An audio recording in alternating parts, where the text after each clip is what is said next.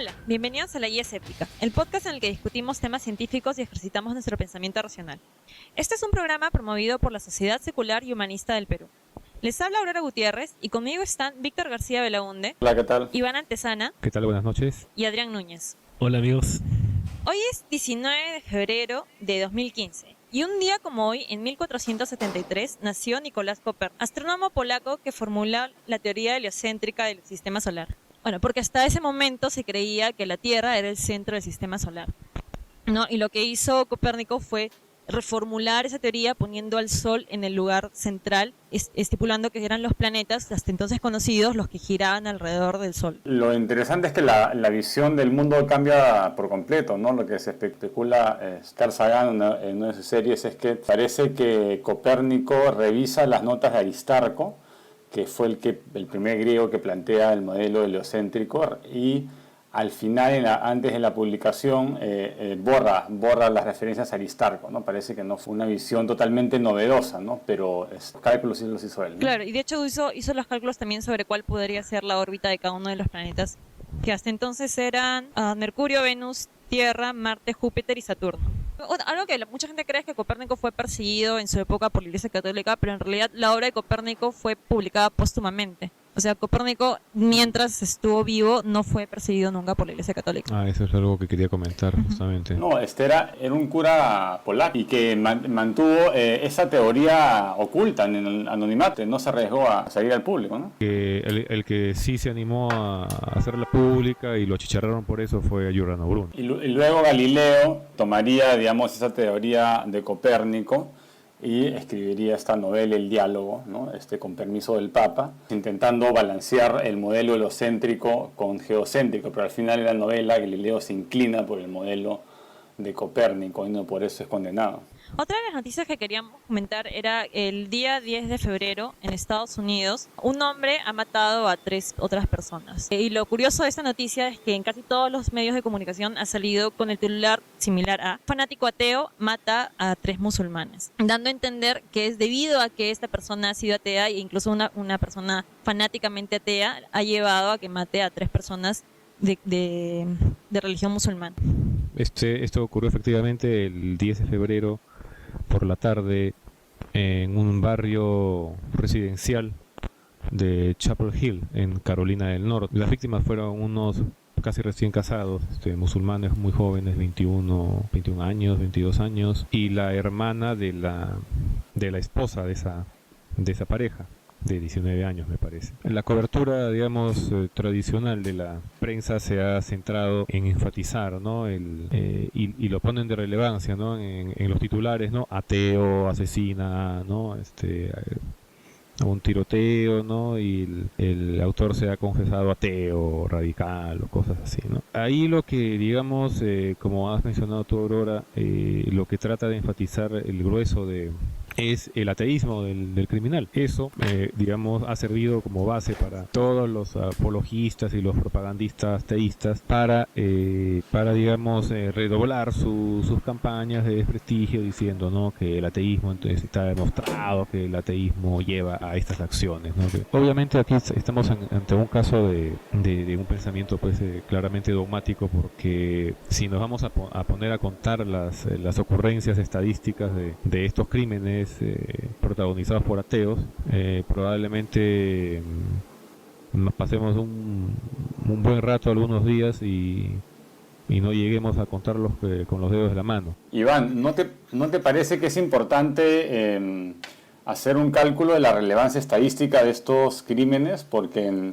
Lo mismo, yo pienso que sería interesante hacer ese recuento, porque por otro lado, si te pones a hacer el recuento de los crímenes realizados por religiosos, por teístas, por cristianos, judíos, sobre todo musulmanes, en nombre de su religión, ¿no? Y siguiendo, digamos, dictados de sus textos y de sus credos, más bien ahí vamos a pasar un montón de tiempo y no vamos a terminar. Yo creo que más importante que ver una cuestión estadística es ver si es una cuestión grupal, ¿no? Si tu grupo, por ejemplo, tienes un grupo de ateos que sale a las calles a matar a gente de estacionamiento, ahí sí, digamos que podría haber podrías encontrar una causa, ¿no? Fácil, o sea, del ateísmo. Podrías decir que, por lo menos de un cierto sector de ateos, que se dedica a matar gente por... Claro, ¿no? y esa es la diferencia entre dos cosas que simplemente suceden a la vez y dos cosas entre las cuales una causa la otra, ¿no? Simplemente sucede que esta persona es un ateo, puede tener un pensamiento fanático y a la vez es un asesino, ¿no? No significa que el hecho de que sea ateo cause que sea un asesino, y mucho menos que el hecho de que sea un asesino cause que sea ateo, ¿no? De repente también le gustaba tomar yogur de fresa en las mañanas. Si es que eso fuese un asunto relevante y políticamente importante, el titular hubiese sido: hombre que toma yogur de fresa todas las mañanas asesina a 3 musulmanes. Y entonces todas las noticias se centrarían en el hecho de que el yogur de fresa es potencial causa de asesinar musulmanes, ¿no? O hacer cometer crímenes de odio. Sin embargo, la estadística sí, yo pienso que es relevante porque precisamente nos da el nexo con la realidad, ¿no? O sea, nos puede confirmar que efectivamente, ¿no? Las personas, según el análisis que demuestran tener esta descreencia, ¿no? Actúan de este modo porque aquí están las ocurrencias de sus acciones, pero justamente eso es lo que va a ser muy difícil que ocurra. La otra parte de la propaganda teísta al respecto es: esto se trata de un crimen de odio. No es solamente que el asesino actuó movido por su ateísmo, sino que actuó debido a la religión de los victimados. Bueno, obviamente, no esperemos otra cosa, ¿no? El padre de dos de las dos chicas que murieron, sí, está totalmente convencido, ¿no? de que es un crimen de odio, ¿no? Que ahí se la... Iván, no sé qué piensas del asunto que quería preguntarte. ¿Alguien puede estar motivado por el ateísmo para matar? O sea, ¿puede el ateísmo ser una fuente de inspiración? Porque por nombre de Dios ha matado por siglos, Claro, ¿no? sí, justamente el asunto es que esto nos va a remitir, ¿no? a una diatriba mucho más ideológica, ¿no? En el sentido de que el ateísmo, bueno, en mi opinión, el ateísmo ni siquiera debería ser un ismo, ¿no? Porque un ismo implica una doctrina, ¿no? Implica algunos postulados básicos, mínimos, que los que se adhieran a esa corriente van a mantener. Y Claro, el ateísmo solamente... es una negación. Entonces, de una negación no puedes elaborar toda una pirámide de creencias y de explicaciones del mundo, que es lo que son las religiones, por ejemplo, Claro, es ¿no? una ausencia de creencia. Ahora, yo no descarto completamente el hecho de que esto sí haya sido un crimen de odio y me parece completamente, entra dentro de mi modelo de la realidad que una persona, entre comillas, nombre de su propio ateísmo o su propia interpretación de lo que significa para él llamarse ateísta, haya decidido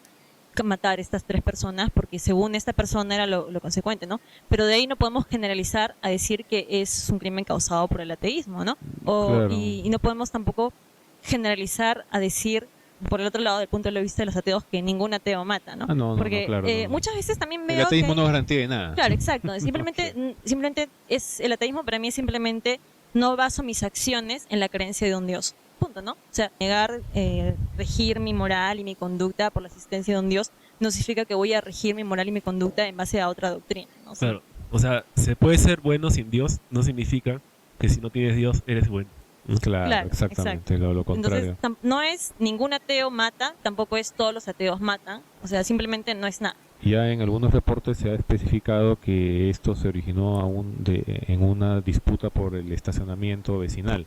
Sí. Y que estas discusiones entre Hicks y estos musulmanes venían de ya de tiempo atrás. Ahora, lo que es importante es resaltar es que mucho del postulado de muchas notas de prensa al respecto de que se han metido al Facebook de esta persona, y resulta pues realmente él no publicaba cosas muy diferentes de las que yo publico en mi Facebook, ¿no? O sea que podrías mañana matar a 3 personas. En una de sus publicaciones subió la foto, yo la he visto porque he entrado a su Facebook también, puso la foto de su pistola con unas balas y dijo: aquí está en una balanza, dijo, miren, ahí mi pistola pesa tantos gramos, bueno, tantas onzas, ¿no? Y etcétera, etcétera, ¿no? Entonces tenía un arma, y fuera de ese detalle no encuentras diferencia entre las cosas que él publicaba, ¿no? Los memes contra las religiones, las burlas a Dios, claro, o los casos prácticos, etcétera, etcétera, y de todo esto se ha valido cierta prensa. Entonces te dicen, se había declarado un ateo radical, y en sus publicaciones, en su página del Facebook, repetía constantemente insultos a las religiones, ¿no? Y a las creencias de los demás, de bla, bla, bla, bla. Esos son dos, es el hindsight bias de siempre lo supe, ¿no? El hecho de que nadie se hubiese imaginado, si una semana antes alguien le hubiera preguntado, ¿este hombre es capaz de matar a 3 personas? Muchas personas, yo creo que le hubieran dicho que no.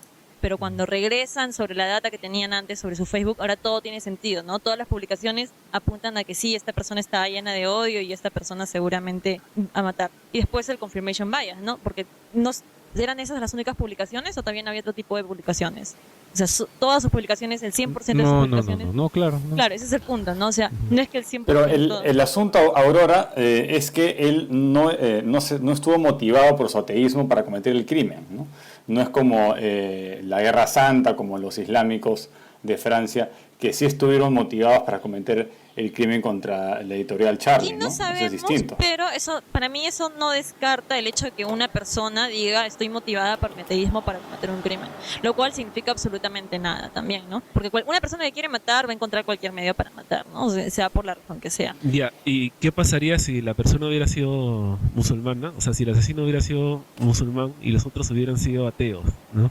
Y la misma situación, o sea, el mismo motivo que, no sé, un estacionamiento vecinal. O sea, Claro. ¿qué cosa habríamos dicho del asunto? ¿Que fue motivado por su religión o...? Todo depende de cuál es tu fuente de información, ¿no? La primera vez que yo leí esta noticia no decía nada. La segunda vez que leí decía fanático ateo. La primera vez decía simplemente un hombre mata a 3 musulmanes. Entonces, dependiendo de cuál es tu fuente de Así información. es. Y yo estoy casi segura de que casi todas las fuentes ateístas y en general hubiesen sacado noticias como fanático musulmán mata a 3 ateos en nombre de Alá. Es probable, aunque claro, hay que considerar que estábamos en Estados Unidos y por ejemplo, si me hubiera enterado de una discusión vecinal que terminó así y eso ocurrió en Arabia Saudita o en Afganistán o en Pakistán, yo sí estaría totalmente seguro de que ese crimen fue motivado por la pero religión. también está el problema, no es que ¿No? puedo estar absolutamente segura. Claro. Y otra cosa es que yo no me etiqueto a mí misma como atea, porque eso no, como de nuevo, eso no dice nada. Yo simplemente no creo o le acciono una muy baja probabilidad a la existencia de Dios. Pero eso no cambia en nada mi manera actual. Entonces, de nuevo, el hecho de que seas ateo tampoco significa que tengas un pensamiento completamente racional o que seas capaz de discernir entre tus pensamientos a qué pensamiento asignarle una mayor probabilidad y a cuál no.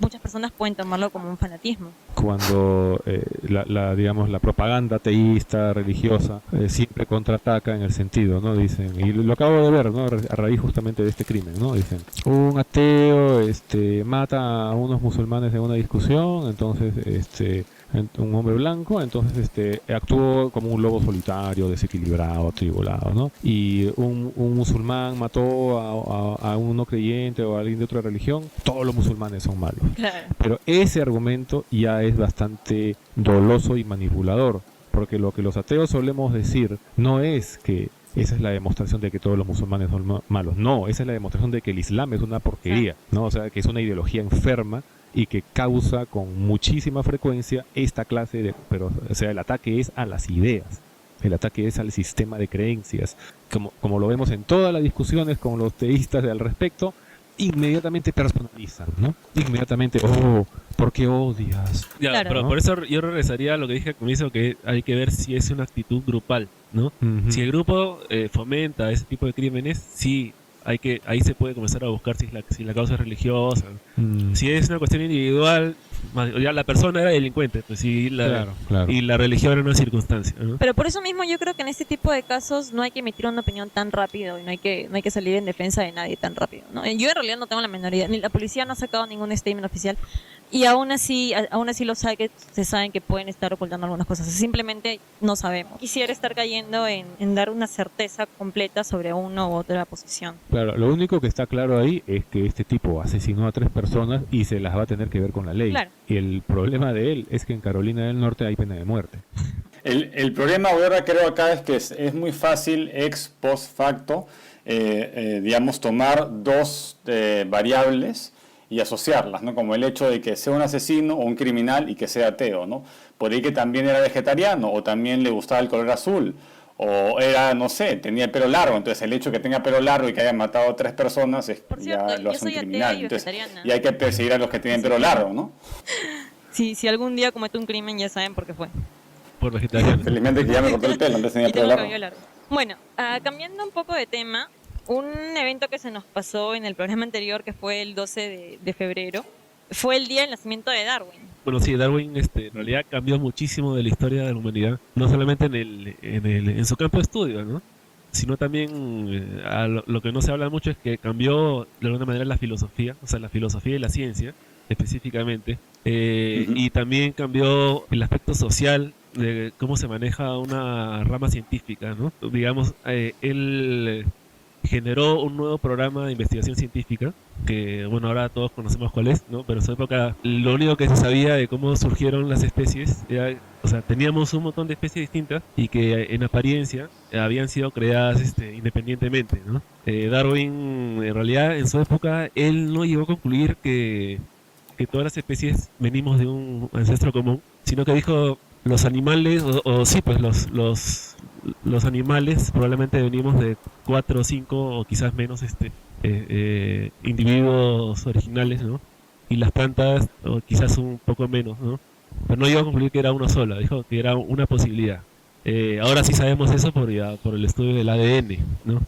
Sí. Claro, Darwin no conocía nada de genética, ni siquiera había leído a Mendel. Claro, claro. Entonces, lo que él decía, por ejemplo, es, tenemos unos hechos observables muy simples, ¿no? Uno es que nosotros observamos que los organismos o los seres vivos se modifican, ¿no? Y observamos que esas modificaciones se pueden transferir a la prole, ¿no? Entonces, por ejemplo, tú tienes un cultivo de manzanas, ¿no? Y ves que una planta te da manzanas más grandes que otra. Entonces tú seleccionas las semillas o los tallos de esa manzana que te da manzana más grande, las plantas otra vez y obtienes cada vez manzanas más grandes en tu cultivo porque vas haciendo una selección artificial, ¿no? Ajá, sí. Así como vamos obteniendo claro, el perro, ¿no? La genialidad que él encontró fue que eso se da en la naturaleza sin intervención humana, o sea, por el simple hecho de que un individuo tiene mejores posibilidades de reproducirse o de sobrevivir en un ambiente, puede transferir esa variación suya, va a ser exitoso, sí, por lo tanto, a la descendencia, y eso haría que esa descendencia herede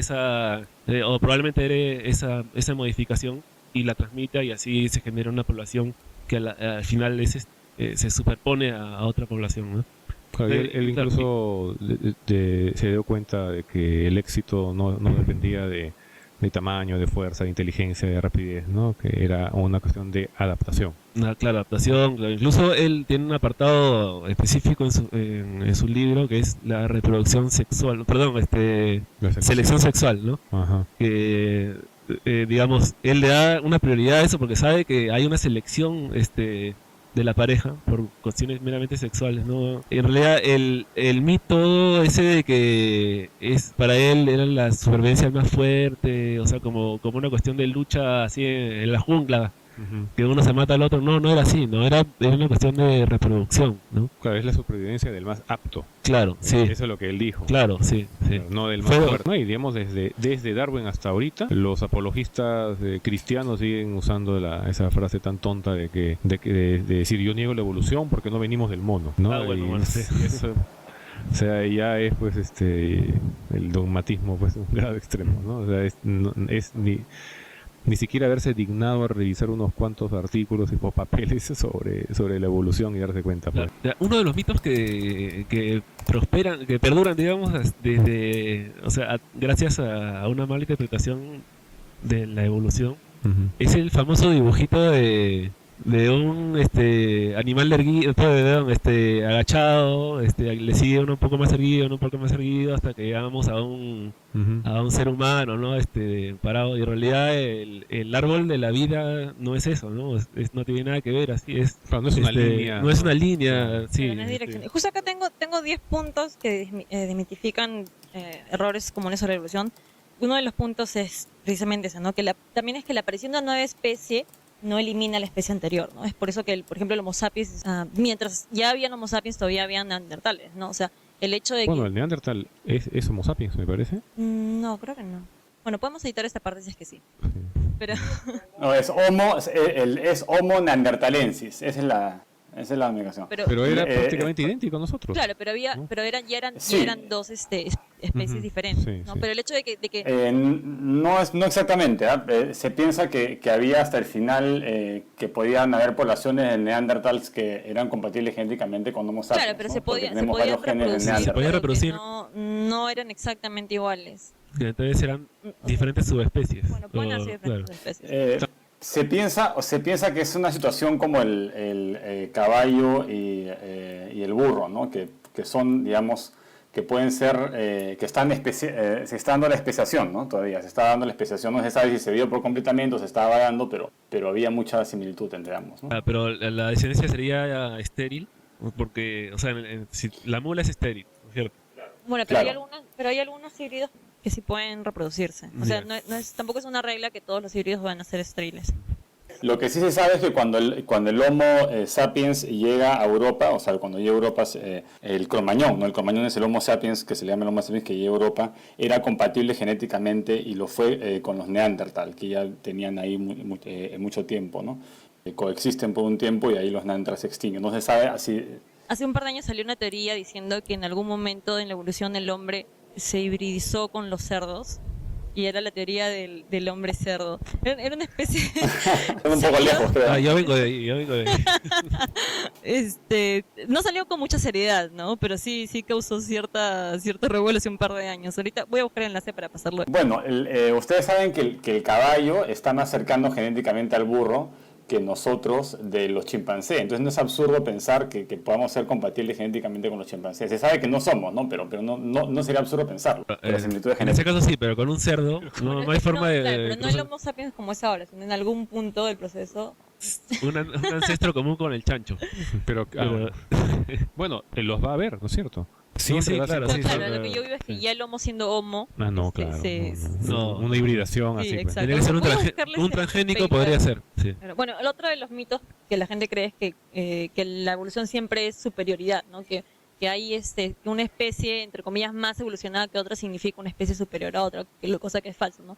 Lo que existe es la adaptabilidad de cada especie a su entorno y a su medio. Y, Claro, y también, los dinosaurios eran enormes, poderosos, ¿no? Pero los factores climáticos claro, y eso sumados no y significa que no sean... permitieron que unos animales mucho más pequeños y peludos tomaran la posta, ¿no? Del liderato, ¿no? Claro, y eso va con el árbol. Ahora, no sé si ustedes han visto alguna vez, hay una web que se llama el Paleofreak, que tiene un postulado del árbol de Darwin según el cual el ornitorrinco está en la cúspide de la evolución. Es así. Sí. Claro, porque el ornitorrinco ha logrado tener absolutamente casi todas las características de los otros animales en uno solo, lo cual lo pone en absolutamente la cúspide. Pero es palmípedo y Y mamífero. Palmípedo y pone huevos, Ujú, es mamífero, tiene veneno, claro. ¿no? Sí. Y también tiene comunicación, ¿cómo se llama? Por ondas... De celular. Tiene wifi. No recuerdo ahorita cómo se llama. Bueno, ¿Por dónde se comunica? ¿Por el cuerno? ¿Tiene la antena colocada en el cuerno? No, esos son los unicornios, Víctor. Te estás confundiendo de animal. ¿Qué otro mito tienes por ahí? Ah, sobre- ya.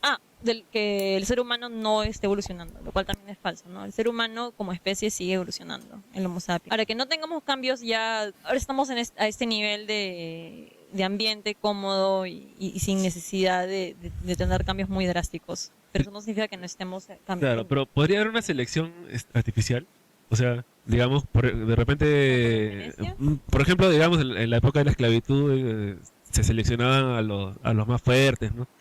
Claro, Entonces, de la hecho eugenesia. se da, pero Eso es el la asunto- selección sexual, pues. pero en el, digamos, en un organismo tan complejo como el humano, un cambio físico evolutivo no lo vas a ver en menos de 100.000 años, Claro, exacto. ¿no? Ese es el asunto. Que no, Claro, las especies evolucionan porque responden a las presiones ambientales. Entonces, prácticamente los animales en la naturaleza, muy pocos sobreviven lo suficiente como para reproducirse. Son menos del 5, a veces menos del 1%, ¿no? Los que sobreviven. En el caso del hombre es al revés. La mayoría nacen y sobreviven. Más del 90-95% de gente sobrevive hasta poder reproducirse. Entonces, no hay esta presión, casi no hay esta presión. Y por otro lado, tampoco hay aislamiento geográfico. Entonces, las poblaciones de Homo sapiens se entremezclan y la piscina genética se mantiene interactuando. Entonces, eso hace que haya estabilidad evolutiva por mucho tiempo. Yo creo que lo más probable es que si evolucionamos si hacemos cambios permanentes es vía genética, ¿no? Ingeniería genética. Sí, realmente esa sería la única manera para poderlos ver. El famoso experimento de Lenski, Claro, que con el Escherichia coli, ¿no? exacto, Sí. que es la de la salmonela, ¿no? Claro, es una bacteria. bacteria que está en las heces, ¿no? Sí, entonces, y él demostró justamente cómo ocurren las mutaciones y cómo pueden, pero lo que sucede es que esa bacteria creo que en un día creo que ya tiene 2 generaciones, ¿no? Algo así. Sí. Entonces, obviamente, se le podía observar en laboratorio y creo que fueron como 40.000 generaciones, no lo sé, ¿no? Una burrada de generaciones para que aparezca una mutación realmente crítica. Trasladar eso a un tiempo humano nos da idea pues de que en verdad es bastante tiempo para que en la naturaleza se logre dar. No solamente en organismos muy efímeros podemos ver la evolución ante nuestros ojos. No, también es absurdo pensar que vamos a ver a las cosas evolucionar.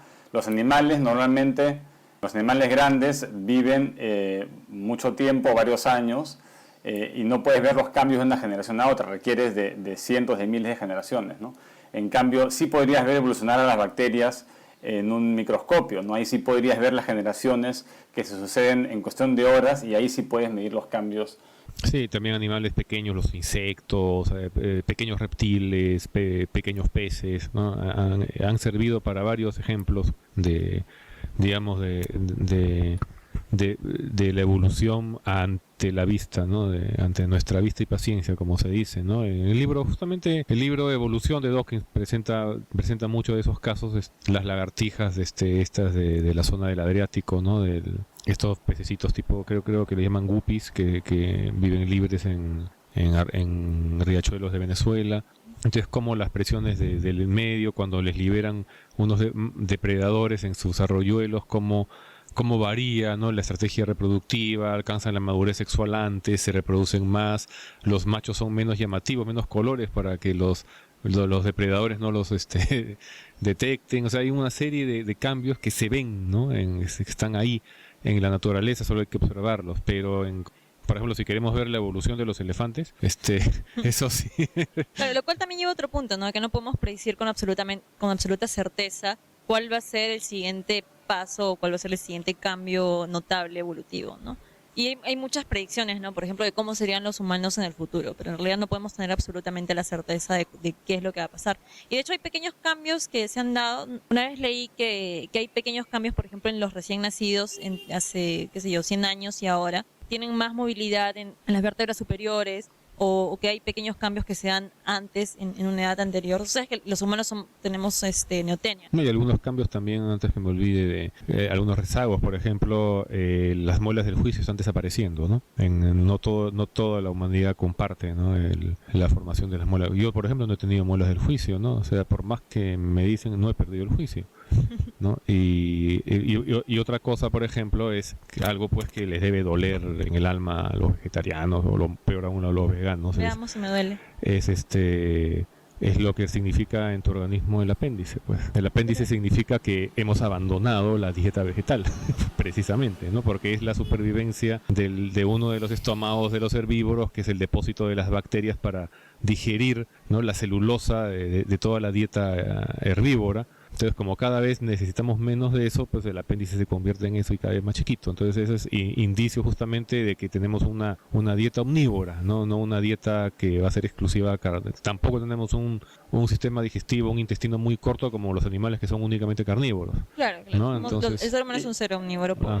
Iván, ¿eso significa que los vegetarianos tienen un apéndice más grande? ¿Vienen de una línea tal vez de No, eso apéndices más significa que grandes? somos Y evolutivamente superiores.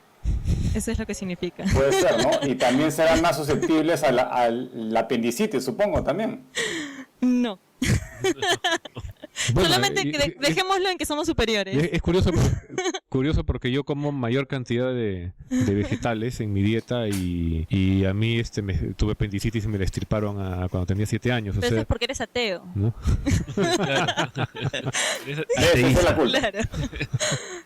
Sí, no, me soy vegetariana por motivos. No, yo creo que el ser humano es un ser omnívoro, definitivamente. Pero ten cuidado, Aurora, que Hitler era vegetariano. No vaya a ser que eso sea la causa del siguiente holocausto. Precisamente hablando de claro, eso. quería más salchichas y para eso necesitaba a los judíos, como dicen, ¿no? Porque. Pero quería jabón también. Ah, también. No, sí, está documentado que sí llegaron a. ¿no? O sea, era muy limpio casos, y ¿no? vegetariano. Era un poquito obsesivo compulsivo, ¿no? Claro, era muy puntual, ¿no? Sí, era para muchos un modelo de persona, ¿no? Y cuando dicen ese conocido chiste, ¿no? Digamos, en la Segunda Guerra, ¿a qué líder tú le concederías el lado de la victoria, ¿no? Al que era puntual, ordenado, disciplinado, vegetariano inteligente, o al que era desordenado, borracho, ¿no? Entonces, el segundo era Churchill, ¿no? Claro. Y precisamente hay dos falacias. Una de la que ya hemos hablado antes, que es el efecto halo, el hecho de que una persona tenga ciertas características que te parecen a ti agradables o que asocies a cualidades positivas, no significa que las tenga. Y la otra, que es la falacia de la que vamos a hablar ahora, que es la de que correlación no implica causalidad, ¿no? El hecho de que dos variables se den en conjunto en una misma situación no significa que una esté causando a la otra. Bueno, eso me produce calma, porque eso significa, ¿verdad?, que no vas a generar ningún genocidio. No sabemos si no lo voy a generar, por lo menos sabemos que no va a venir directamente causado por el hecho de ser vegetariana, pero por ahí y por otras razones. Tampoco por el hecho de ser ateo, pero quién sabe si me ponen al frente a Alan García, ¿no? No, si Iván mata a 3 niños, ya sabemos que es por ser ateo, ¿eh? Y si yo mato a un carnicero es por ser vegetariana, obviamente. No, por más que el carnicero me haya estado robando en ese momento, no, fue por ser vegetariano. Bueno, pero el punto es ¿no? Pero, Aurora, ¿tú irías al McDonald's con tus parlantes de los chanchos torturados y pondrías así música para que la gente se concientice? Si es que la satisfacción generada por ese hecho fuese superior a la vergüenza o molestia que espero generar en personas que me importan, sí.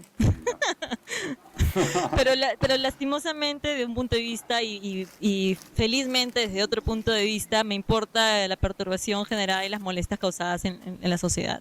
Regresando al tema de correlación no implica causalidad, de nuevo, ¿no? Por ejemplo, esta persona que era atea y que mató a 3 musulmanes, simplemente sucedió que era ateo y, como dije, puede haber sido también que haya tomado jugo de fresa en las mañanas, y el hecho de que dos cosas se den juntas no significa que una haya necesariamente causado la otra, ¿no? Así como el hecho de que dentro de la evolución, el hecho de que una especie sobrevivió y otra haya dejado de sobrevivir no significa que la supervivencia de una haya causado la inexistencia de otra, necesariamente, ¿no? Puede ser que sí lo haya. Usualmente la gente siempre dice, ¿no? Correlación no implica causalidad, y con eso intentan como que desestimar cualquier argumento. Pero el hecho de que correlación no implica causalidad no significa que la niegue. O sea, puede ser que sí haya correlación y causalidad a la vez, ¿no? Simplemente que no es una única razón para entenderlo, para asegurarlo. Claro, un buen estudio correlacional te presenta una tentativa de causalidad, ¿no? Y si recién lo encuentras, entonces puedes diseñar un experimento controlado donde controlas las variables y puedes efectivamente encontrar un nexo causal, ¿no? Pero una correlación por sí sola no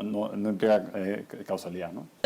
La correlación en sí misma no implica causalidad. Bueno, y hay una página web, lo voy a poner en las referencias, que precisamente muestra muchas correlaciones que se dan en Estados Unidos, ¿no? Una de ellas, por ejemplo, hay una directa correlación desde 1999 hasta el 2009 entre el gasto de los Estados Unidos en la ciencia y la tecnología y los suicidios por ahorcamiento, estrangulación y sofocación, en que están palmo a palmo durante 10 años. Entonces, una persona que quiere dar un argumento muy débil y muestra una estadística cualquiera, te diría, mira, hay una correlación directa, por lo tanto, el gasto en la ciencia, el espacio y la tecnología causa que la gente se suicide. O los suicidios causan que se gaste en ciencia. Precisamente, ¿no? Pero es una de las dos, ¿no? Pues, de hecho, es una de las dos. Y tiene una correlación de 0.99, casi 100%. Y me acuerdo que en una época, en los 80s, acá comenzaron a decir que la mayor cantidad de accidentes se dan para automóviles rojos, ¿no? Y entonces extrapolaron eso, comenzaron a decir que era preferible no comprarse automóvil rojo. Porque habían ¿En serio? Sí, se habían inventado que era el causante de los accidentes, ¿no? Y la verdad era que sencillamente salían de las fábricas, se pintaban más automóviles rojos que de otros colores, seguro. Quizás era porque, claro, muchas personas que les gustaba correr preferían también el color rojo. Digamos, la explicación de algunos medios de prensa fue: mejor no comprarse el automóvil rojo porque hay más accidentes claro, con automóviles rojos. ¿Qué podemos decir de ese famoso documental de Al Gore, La verdad incómoda, cuando muestra la correlación que hay, ¿no?, entre el aumento de la temperatura del planeta y las emisiones de carbono hacia la atmósfera? Y era pues una correlación, pero también muy, muy, muy alta. Entonces que el negacionista del cambio climático puede decir, no, correlación no es causación, por lo tanto la emisión de CO2 no tiene nada que ver con el calentamiento. Claro, lo que pasa es que ahí sí hay una teoría que explica por qué una causa la otra, ¿no? O sea, no es simplemente que te estén mostrando los dos datos en paralelo, sino que tienes una explicación congruente, y es una explicación que además explica otras cosas, ¿no? O sea, Es cierto, Adrián, o sea, porque no es lo mismo agarrar un estudio digamos, con 100 variables y correlacionarlas y que no tienen nada que ver, que tener cientos de estudios cuidadosamente diseñados que miden precisamente una o dos variables, y es en el caso del cambio climático, ¿no? Que ya hay, digamos, hay tantos estudios que ya prácticamente negar la causalidad es exagerado, ¿no? no, sí, hace muchos años ya que no hay duda de que sí hay una causalidad ahí. Lo que hasta hace pocos años no estaban seguros era si era el origen antropogénico, pero ahora sí ya también es consenso científico, ¿no? Parece curioso que se llame escépticos del cambio climático a las personas que justamente son menos escépticas, o sea, las que se están creyendo un cuentazo Lo conspiranoico. conspirativo, ¿no? Ese tipo de cosas, que es la posición menos escéptica, pero se le llama escéptico como si escepticismo supusiera simplemente no creer en algo, ¿no? Y otro punto de que ver en qué caso es la correlación simple causalidad. Mientras más grande es el cuento que tienes que creer en algo, precisamente es menor la probabilidad de que sea cierto, ¿no? Y una de las causas de cómo explicar una correlación es mientras menos laboriosa tenga que ser tu explicación de una correlación, pues es más la probabilidad de que sea cierta, ¿no? Por ejemplo, acá tengo justo una correlación entre la edad de Miss América y los asesinatos cometidos con vapor. Y es una correlación loquísima porque los números suben, bajan y hacen un montón de curvas en conjunto, ¿no? Pero ¿cómo rayos explicas eso? Entonces, para explicar esto tendrías que tener un número X de pasos, ¿no? Pero en cambio, para explicar la emisión de carbón, de CO2, necesitas mucho menos pasos, muchas menos variables que entren a explicarlo, ¿no? Entonces, por navaja de Occam, aquello que necesite menos variables y menos apelaciones a datos extras va a ser la que tenga mayor probabilidad de ser cierta, ¿no? O sea, de hecho, la explicación de por qué se calienta la Tierra cuando hay gases de efecto invernadero es sencillísima, ¿no? Claro. Te hacen un dibujito en una pizarra y ya entiendes por qué, ¿no? O sea, te ponen arriba donde está, en qué altura está el gas, y qué es lo que pasa con el aire caliente o el calor cuando intentas salir y no puedes, ¿no? Hasta cuando te la muestran ya te parece hasta intuitiva. Entonces, ya llamarse escéptico de una cosa así. Es que como la palabra escéptico implica una serie de conocimientos, les parece que es una palabra positiva, entonces tratan de colgarse la etiqueta de escéptico, pero son unos vulgares negacionistas nada más. ¿No? Bueno, yo no sé si son vulgares. No, pero uno podría calcular, de hecho se calcula la cantidad de gases que emiten, digamos, las industrias y los carros y todo, y pueden calcular los volúmenes de ese gas y saben por que el dióxido de carbono atrapa calor, y pueden calcular la cantidad de calor que atrapa y la radiación que emite el sol, y coincide con las temperaturas, ¿no? Entonces el efecto invernadero es un efecto real, ¿no? Que se puede probar en pequeña escala en un laboratorio, y ahí simplemente lo escalas hacia arriba y tienes el calentamiento global. La correlación técnicamente es una cum hoc ergo propter hoc, que es cuando dos cosas suceden al mismo tiempo, no implica que una causa la otra. Ahora, una cosa en la que muchas personas también caen es en el post hoc, ¿no? Que cuando una cosa sucede inmediatamente después de otra, implica que la causa. Que es lo que causa que muchas personas sigan creyendo en cosas paranormales, o en videntes, o en curas, ¿no? Es, por ejemplo, la danza de la lluvia, ¿no? Estamos en época de lluvia, bailé, llovió. Primero bailé, después llovió, por lo tanto mi danza causa que llueva, ¿no? Cuando no tiene absolutamente nada que ver. Y es un poquito diferente porque la proximidad temporal, una antes y la otra después, hace que sea un poquito más creíble para tu experiencia personal, ¿no? De nuevo, me sentía mal, me dijeron que me tome un té de hierbas, ¿cómo se llama? Del curandero norteño. Me lo tomé y mi enfermedad se fue, o me sentí mejor, mi inflamación bajó, ¿no? Entonces, el razonamiento es, me tomé el té, y después, a los 2 días, mi inflamación bajó. Y tú crees que es eso lo que causó tu inflamación, cuando puede ser miles de motivos, ¿no? Puede ser que sea una inflamación temporal que sí o sí iba a bajar, puede ser que sean otros factores que influyan, ¿no? El hecho de que una cosa se dé directamente después de otra tampoco implica que la cause. Sí, pero esa es una característica muy normal en los animales, ¿no? O sea, por ejemplo, Pavlov encontró esa relación en palomas, por ejemplo, ¿no? Le soltaba a las palomas las comidas, les daba comida a intervalos irregulares a las palomas, y las palomas de repente movían el cuerpo de cierta manera o hacían una actitud, y en ese momento se soltaba la comida y comenzaban a pensar que lo que la paloma había hecho era lo que causaba que salía la comida por el conducto. Ese es Skinner, perdón, esa es la caja de Skinner. Pavlov es de principios de 1900, Skinner ya es de los 60, ¿no? Él descubre el condicionamiento operante, ¿no? El Pavlov descubre el condicionamiento clásico. Pavlov es el perro que saliva y la campana, ¿no? Y asocia. Y Skinner es operante, o sea, ya las palomas realizan una operación que es la de apretar la palanca para que caiga el reforzador, ¿no? Eso es dos técnicas interesantes. Es lo que explica que muchas personas tengan un amuleto, ¿no? O tu polo de la suerte con el que vas a jugar partido. Porque una vez te pusiste ese polo y metiste 3 goles, entonces desde ahora siempre te vas a poner ese polo porque crees que es tu polo de la suerte, ¿no? O porque muchos jugadores tienen un amuleto, ¿no? Porque una vez sucedió que estaban con ese amuleto y pasó algo muy bueno y por lo tanto asignan el valor de ese evento a la mujer. Y te va a pasar como ese jugador argentino. Creo que era defensa, no sé, ¿no? Pero el hecho es que el día que debutó en primera, hizo 4 goles. Y cuando se retiró, terminó toda su carrera, había hecho 4 goles. O sea, todos los hizo en su primer partido de debut. Nunca más. Pero yo creo que en realidad también no solamente es eso lo que pasa con los jugadores de fútbol o cualquier deportista que tenga esas cábalas, sino que en el fondo ellos no es que se lo crean totalmente, sino que lo quieren creer.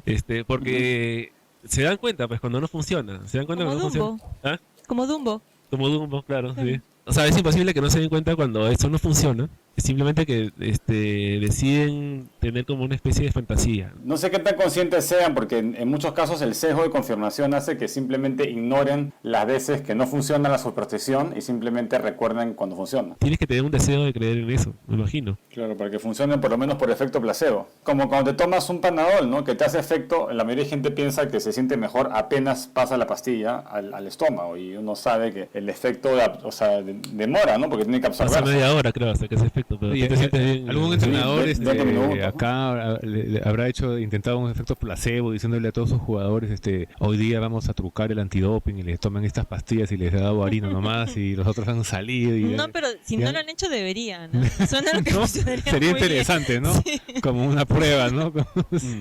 Deberían hacer eso también en los colegios, por si acaso. A ver si suben las notas los chicos con eso. De hecho que... No estoy diciendo que le den drogas a los menores de edad, pero... Sí, bueno, pues sí se aplica el efecto placebo por lo menos algunos entrenadores sí lo hacen así de abiertamente, ¿no? Como por ejemplo cuando a los jugadores ciencianos los hacían caminar por las brasas prendidas, ¿te acuerdas de esas técnicas así de coaching? En todo lo que siempre hay miles de factores que no podemos controlar y no... Claro, no ahí podemos digamos lo de hacer. la cámara, probablemente para ganar prensa, ¿no? Cosas Ya. así, ¿no? Ya, Bueno, perfecto. ahora vamos a Ya. jugar ciencia ficción.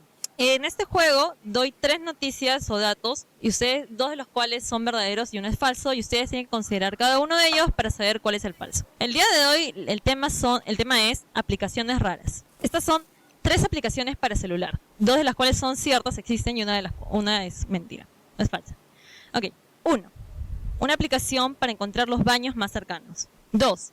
Una aplicación para apostar en peleas de grillos. 3. Una aplicación para buscar a los agresores sexuales en tu área. Ok, Adrián empieza. Ya. Ahí sí no tengo ninguna referencia, nada.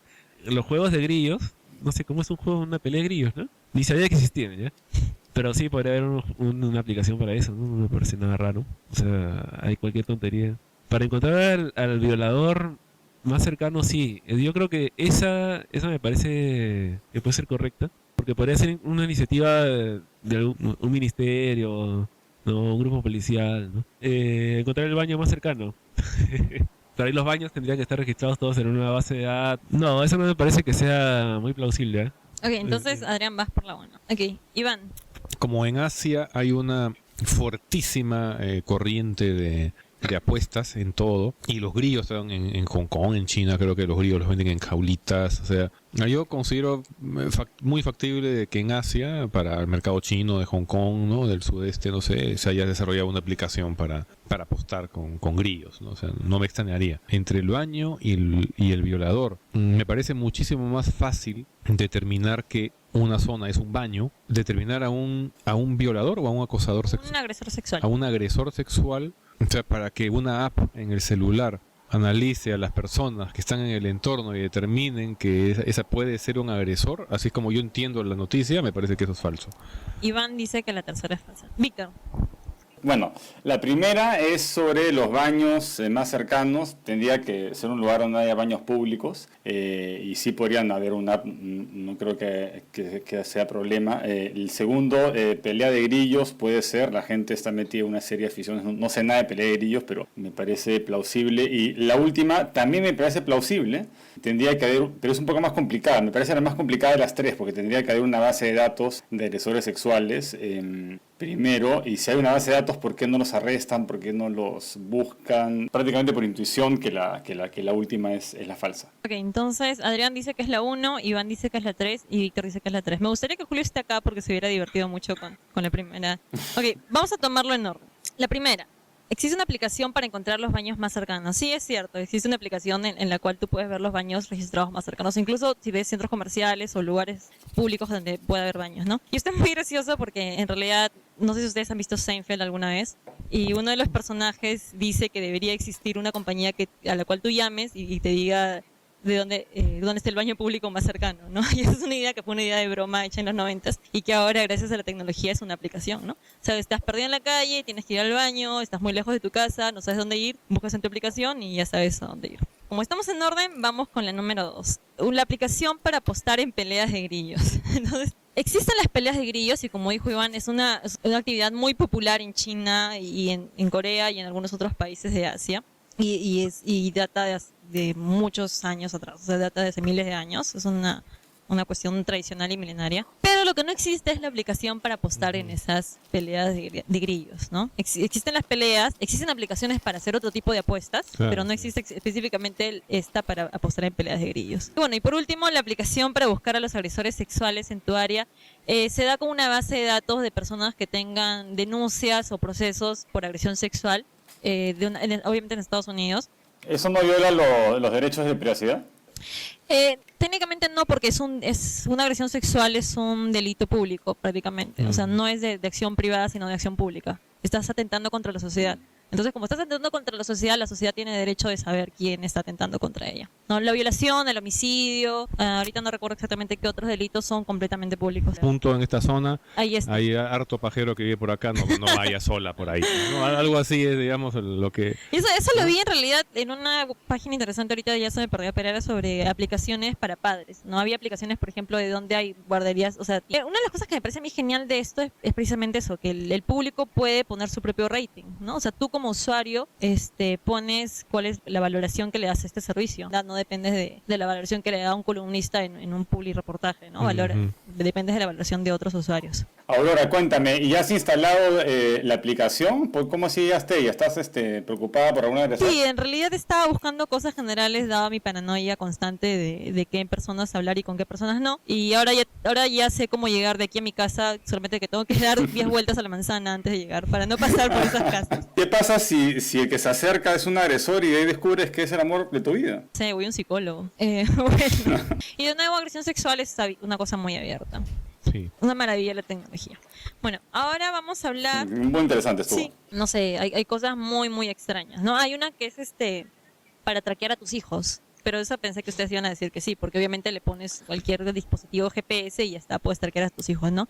Y hay otra aplicación para traquear absolutamente a toda tu familia. Medir tus ciclos de sueño, ¿no? Y que al final, digamos, del mes puedes ver un gráfico y ver, digamos, en qué horas de la noche te has movido más, cuáles te has movido menos, y lo correlaciona con los estados REM, con los ciclos REM, ¿no? Eso es muy interesante y muy importante porque parte de esto de correlación no implica causalidad y todo esto, pero no sé si hablamos antes de esto de los life hacks, y si tú crees que hay algo que está mal con tu vida o tu salud o tu estado de ánimo, puedes ir cambiando pequeñas variables de tu vida para ver qué cosa sí afecta directamente, ¿no? Porque por ahí si te sientes mal durante las mañanas es porque estás durmiendo mal, ¿no? Entonces si cambias algo y tiene un efecto directo con todo lo demás siendo igual, o sea, dejando todo el resto de tus variables igual, significa que sí hay una relación directa entre eso que estás cambiando. Eso es importante, ¿no? Dejar todo el resto igual para poder aislar las variables, porque se da que las personas tendemos a creer que un cambio es el causante de ciertos otros cambios, cuando en realidad estamos haciendo muchos cambios a la vez, claro, ¿no? Por ejemplo, en la dieta, ¿no?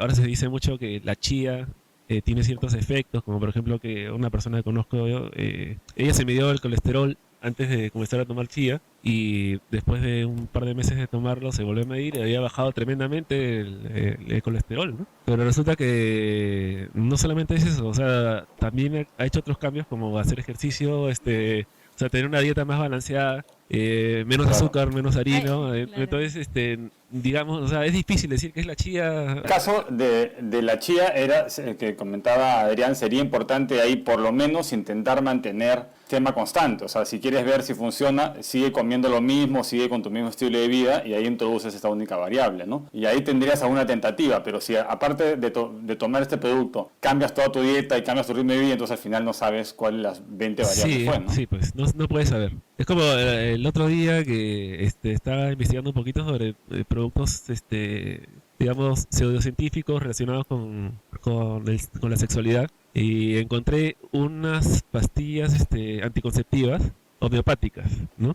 Y las instrucciones de cómo 1% de esperma. sí, no, cómo consumirlo, decía, úselo en combinación con preservativos, ¿no?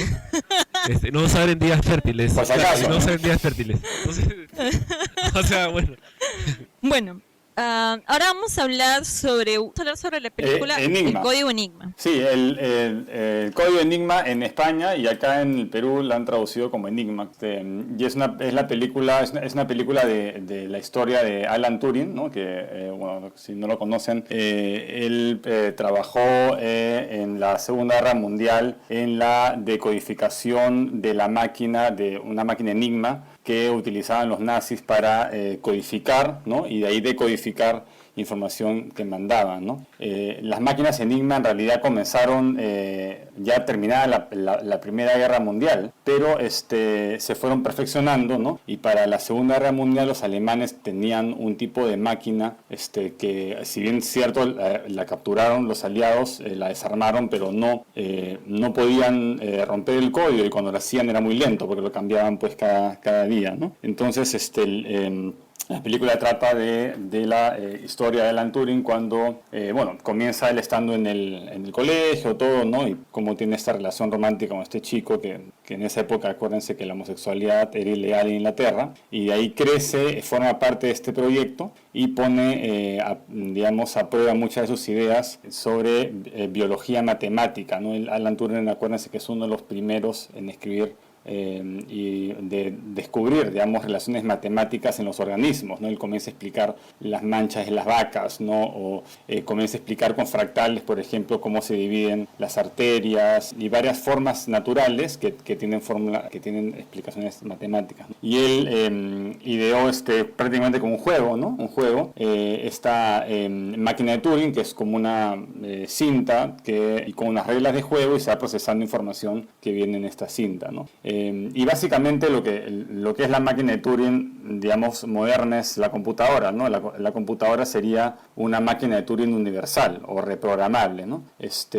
Y lo que hace lo que sucede en la película, que es bastante interesante, es que Turing tiene estas ideas, pero no tiene evidentemente la plata para construir esta primera computadora, y aprovecha las circunstancias de la guerra, y bueno, tiene este ofrecimiento para trabajar con este equipo secreto de los mejores estadistas, y arman la primera computadora, que lo bueno de esta computadora es que puede decodificar el código de los nazis más rápido, mucho más rápido de lo que lo haría cualquier persona, ¿no? Porque está computando justamente rápido, ¿no? Y al final de la película, lo que sucede es que acaba la guerra y Turing le roban en su departamento, y a la hora que hace la denuncia descubren que el robo fue por un amorío que tuvo con uno de los chicos, que parece que le pagaba para tener sexo. Y como descubren esto, y en Inglaterra en esa época, en los años 40, era ilegal ser homosexual, lo condenan por ir contra la moral, contra las buenas costumbres, y habían ahí dos posibles condenas, ¿no? Una era ir a la cárcel por algunos años, y la otra es castrarse químicamente, ¿no? Y él decide la castración química, no pensaba que no la hacían en la cárcel, ¿no? Y después de la castración química se deprime tanto que se suicida, ¿no? Inyecta cianuro en una manzana, la muerde y de ahí lo encuentran con la manzana tirada y mordida, lo encuentran así muerto.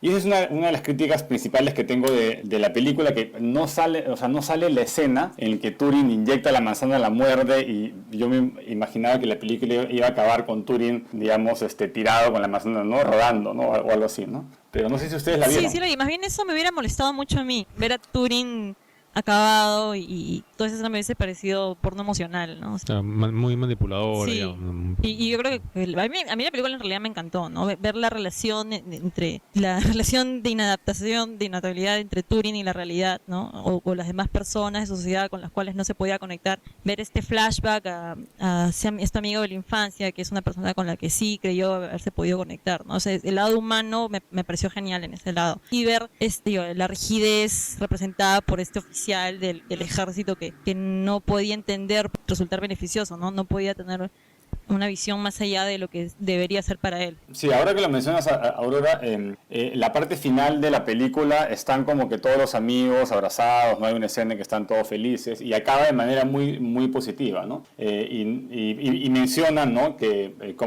se suicida, pero no mencionan cómo. Y yo creo que esa fue una decisión consciente, ¿no? O sea, porque lo típico, lo esperable era que acabe con esa muerte de la manzana, pero decidieron, seguramente para darle un tono distinto, acabar con algo más alegre, ¿no? Porque yo creo que la finalidad de esta película es inspirar, ¿no? No es llenarte no es ver una telenovela mexicana para ponerte a llorar por lo pobrecito que la pasó, ¿no? Es inspirarte a ver que son ideas valoradas y que es gracias a eso que tenemos ahora la tecnología que tenemos, ¿no? Digamos, la película hace muchas concesiones porque es una película, ¿no? Por ejemplo, Turing jamás le llamó Christopher a su computadora, ¿no? Le llamó Bombe, ¿no? O sea, ahí se derrumba todo especie de nexo que quiere hacer, porque en una película ¿no? La narración dramática te exige de alguna manera conectar los acontecimientos para que las causalidades se expliquen, ¿no? Por sí solas, pero ahí no había ninguna causalidad, ni nada, ni obsesión, ni mucho menos, ¿no? Es que cuando logran hacer funcionar la máquina por primera vez, que es por casualidad, porque la operadora les dice el detalle de que siempre que el transmisor alemán siempre mencionaba a su novia, entonces ahí se dan cuenta de que siempre hay palabras que se repiten, encuentran un patrón y con eso sacan la primera codificación. Entonces, de nuevo, yo tengo una relación de amor-odio con ese tipo de coincidencias, porque parece que de alguna manera, por ejemplo, eso de que sea casi por chance que la operadora, en general estas películas de ciencia ficción hace ver como que le baja un poquito la importancia al esfuerzo, ¿no? Al tener que mantenerse ahí.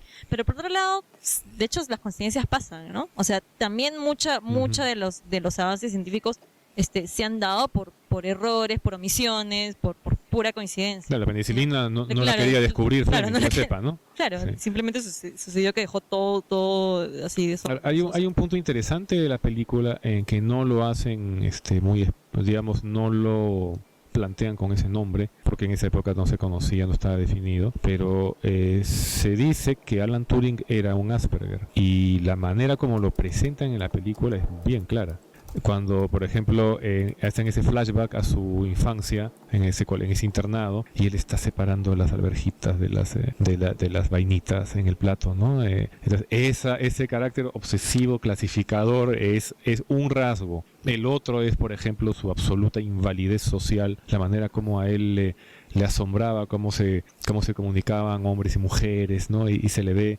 ¿Y por qué razón tú dirías? ¿Y por qué razón tú sabes que ella quiere eso? Sí, porque hace 15 minutos que me miró y no me ha vuelto a mirar, por lo tanto está esperando. ¿De dónde? Porque obviamente un Asperger no tiene ninguna clase de provisión social, ¿no? Entonces, y todos esos rasgos los presentan en él, ¿no? Ahora, sobre las cosas añadidas, yo tuve esta conversación, y es que si yo quisiera simplemente tener la data, me leería la biografía de Turing, ¿no? O leería Wikipedia y artículos al respecto. Yo voy a ver una película... Bueno, se basa en un solo libro, ¿no? La película. Claro, se basa en un solo libro. No, pero digo, o sea, si yo quisiera saber simplemente hechos puntuales, leería hechos puntuales, ¿no? Cuando yo voy a ver una película, yo espero que la película sea buena en sí misma, ¿no? Suspendes tu disbelief y vas y ves una película creyéndote la historia de la película y aceptas las cosas y aprecias la película por lo que es. Una obra basada en un hecho real. Y aún así me parece que es una película genial para promover la ciencia y para promover la tecnología y para promover precisamente un pensamiento lateral también, ¿no? O sea, un pensamiento fuera de la caja, fuera de lo que es normativamente aceptado. Que están saliendo películas biográficas sobre... Como que regresando a los científicos siendo los rocks. Y los nerds. ¿Cómo? Porque Turing y Hawking son, por favor, o sea, un epítome de la estética nerd actual. Por esa razón también se explican sí, estas claro, películas, ¿no? sí. Sí. Están de moda. Bueno, El efecto Sheldon. vamos a cerrar con la cita racional. La cita es: no estoy tan enamorado de mis propias opiniones como para ignorar lo que otros piensen de ellas. Es de Nicolás Copérnico. Sin embargo, no se te olvidó publicar. Es parecido al caso de Reimarus. Bueno, y así concluye la 9ª edición de la Guía Escéptica. Y estamos en iTunes. Te pueden entrar y calificarnos en iTunes, buscarnos en Facebook como Guía Escéptica o al WordPress de guiaescéptica.wordpress.com. Sí, vamos a ponerle a nuestras grabaciones en iTunes una base reggaetonera para que nos pongan en una categoría más popular. Voy a considerarlo. Ujú. Sí. Bueno, Sí, nos vemos la Ya. siguiente semana. Chao. chao. Hasta luego.